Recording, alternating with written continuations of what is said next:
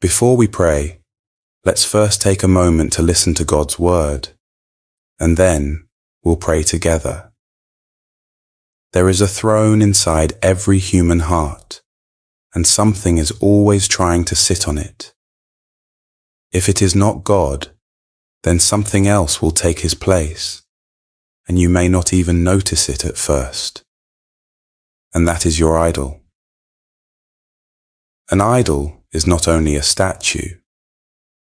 An idol is anything that becomes greater in your heart than the Lord.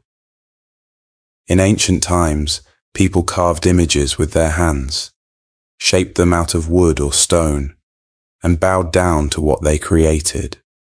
They trusted what they could touch, instead of trusting the living God who created them.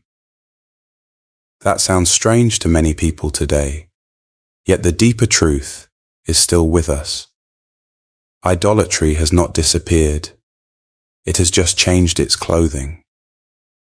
Now many idols are invisible because they live in the heart.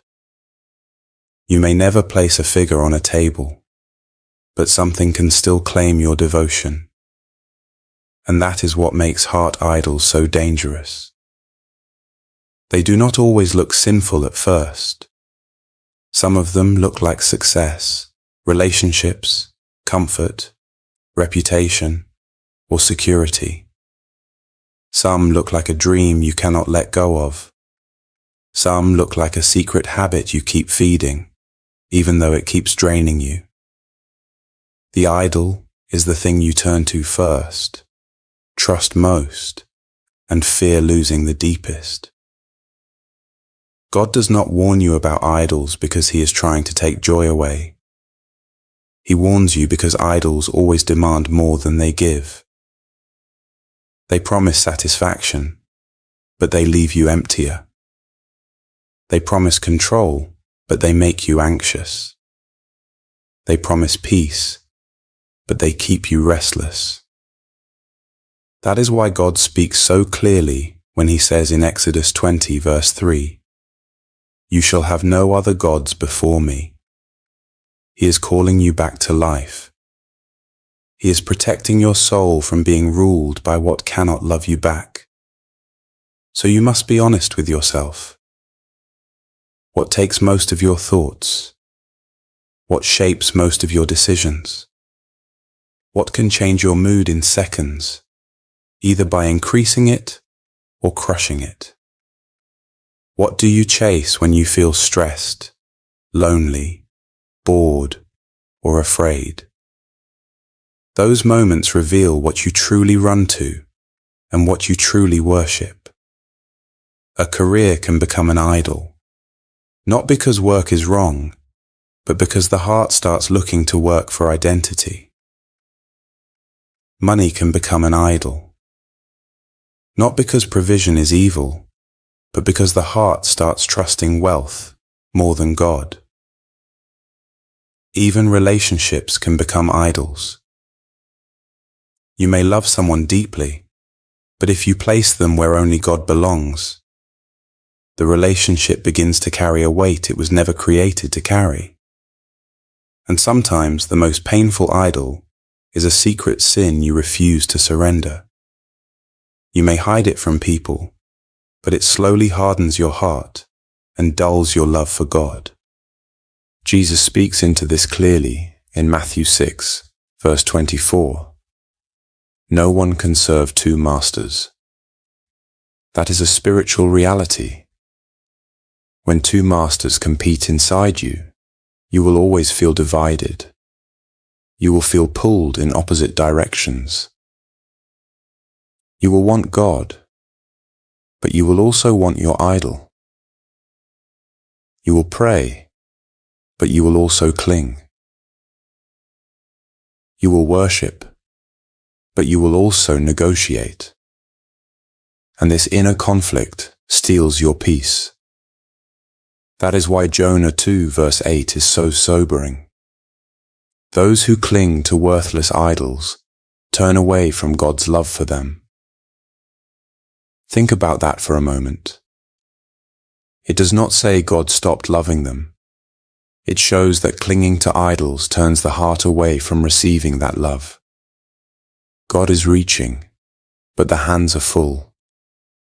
God is calling, but the heart is crowded. God is offering life, but the soul keeps choosing lesser things. And maybe that is where the emotion rises in you, because you can feel it. You can sense the gap between what you were made for and what you have been settling for. You were created to know God, to walk with Him, to live with purpose, to be filled with His presence. Yet idols keep distracting you, exhausting you, and then accusing you when you are empty. So hear this. Only God can satisfy the deep longing in you. Not your success or romance or pleasure. Those things may bring moments, but only God brings fullness. Psalm 16 verse 11 says, "In your presence there is fullness of joy." Fullness. That is what your soul is searching for, even when you cannot name it. You may be thinking, but how do I tear idols down? Start by naming them honestly. Bring them into the light. And turn your heart back to God, trusting His mercy and choosing obedience again. God gave His people chances to repent again and again, not because they deserved it, but because He is compassionate. You can also ask the Holy Spirit to show you what you have been excusing. Colossians 3 verse 5 speaks strongly about putting to death what rules the flesh, and it reminds you that the heart can be deceived if you do not surrender it to God. And do not miss how personal this is. God is not asking for a small corner of your life. He is asking for the throne. He is asking you to love Him first. 1 John 5 verse 21 says, "Little children, keep yourselves from idols." That sounds like a loving warning from someone who wants you protected. So today, let there be a holy decision in your heart. Tear down the idols of wealth, the idols of image, the idols of comfort, the idols of control, the idols of approval, and the idols of hidden sin. Let God be God again in your life. Let our Father be first again. Let Jesus be the greatest love again. Because when God is first, everything else finds its rightful place. Now let's take a moment to pray together. Father God, I confess that there have been moments when I have loved other things more than I have loved you. There have been days when I gave my best energy to worries, plans, people, and desires, while giving you what was left over. There have been seasons when I tried to fill my emptiness with things that cannot satisfy my soul. Forgive me, Lord, for every misplaced devotion. Forgive me for every time I looked for security in what can be shaken. Forgive me for letting anything sit on the throne that belongs only to Jesus. Father, I ask you to move within my heart, deep in places I do not fully understand. Search me and reveal what I have ignored. I do not want to protect what you want to heal. I do not want to hold on to what you want to remove. Lord, I ask you to tear down every idolatrous image I have kept before my eyes. Remove every attachment that is pulling my heart away from you. Cast out every obsession, every habit, every relationship, and every desire that demands the place that belongs to Jesus. If something competes with your voice in my life, expose it. If something steals my love for you, uproot it. If something is shaping my identity more than your word, break it off of me. Lord Jesus, I declare that you alone are King. You reign over my life. You are Lord over my mind, Lord over my choices, Lord over my home, and Lord over my future. You are not one option among many. You are the center.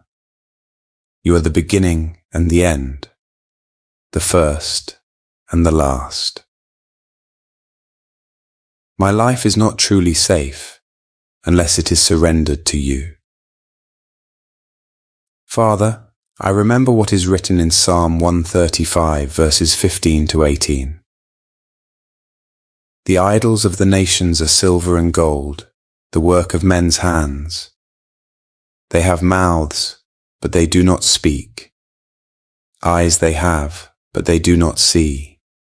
They have ears, but they do not hear. Nor is there any breath in their mouths. Those who make them are like them. So is everyone who trusts in them. Lord, anything I worship besides you leaves me empty. Anything I trust more than you slowly changes me, hardens me, and limits my spiritual life. I do not want to become spiritually dull. I do not want a prayerless life.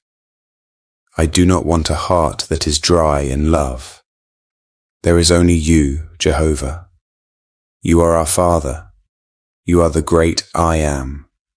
You are living, eternal, holy, and full of power. You do not need to be protected. You protect me. You do not need to be created. You created all things. You are mighty. You speak truth. To you alone belong glory, honor, and praise. Lord, open my eyes to see what is evil in my heart. Open my eyes to see what I have called normal, even though it is slowly harming my walk with you. Give me sensitivity again.